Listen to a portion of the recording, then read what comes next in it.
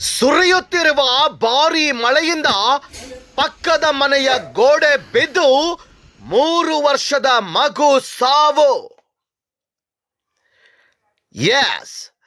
ಸತತವಾಗಿ ಸುರಿಯುತ್ತಿರುವ ಭಾರೀ ಮಳೆಯಿಂದ ಪಕ್ಕದ ಮನೆಯ ಗೋಡೆ ಕುಸಿದು ಬಿದ್ದು 3 ವರ್ಷದ ಮಗು ಸಾವನ್ನಪ್ಪಿರುವ ಘಟನೆಯೊಂದು ಗೋಕಾಕ್ ನಗರದ ಮಹಾಲಿಂಗೇಶ್ವರ ನಗರದಲ್ಲಿ ನಡೆದಿದೆ.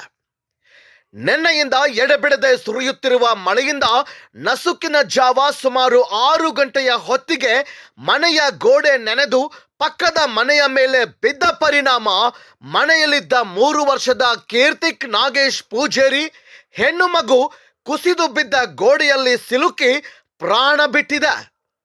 ಇನ್ನು ಗಂಭೀರ ಗಾಯಗೊಂಡ ಇನ್ನುಳಿದವರನ್ನು ಸರ್ಕಾರಿ ಆಸ್ಪತ್ರೆಯಲ್ಲಿ ಚಿಕಿತ್ಸೆಗಾಗಿ ದಾಖಲಿಸಿದ್ದಾರೆ. ಸುದ್ದಿ ತಿಳಿದ ನಗರ ಪೊಲೀಸ್ ಠಾಣೆಯ PSI ಕೆ ವಾಲಿಕರ್ ಮತ್ತು ಗ್ರಾಮ ಲೆಕ್ಕಾಧಿಕಾರಿ ದೇಸಾಯಿಯವರು ವಾರ್ಡ್ ಮೆಂಬರ್ ಆದಂತ ಬಸವರಾಜ್ ಸಾಯಣ್ಣವರ್ ಹಾಗೂ ನಗರಸಭೆ ಅಧಿಕಾರಿ ಘಟನೆಯ ಸ್ಥಳಕ್ಕೆ ಆಗಮಿಸಿ ಪರಿಶೀಲಿಸಿ ಪ್ರಕರಣ ದಾಖಲಿಸಿಕೊಂಡಿದ್ದಾರೆ.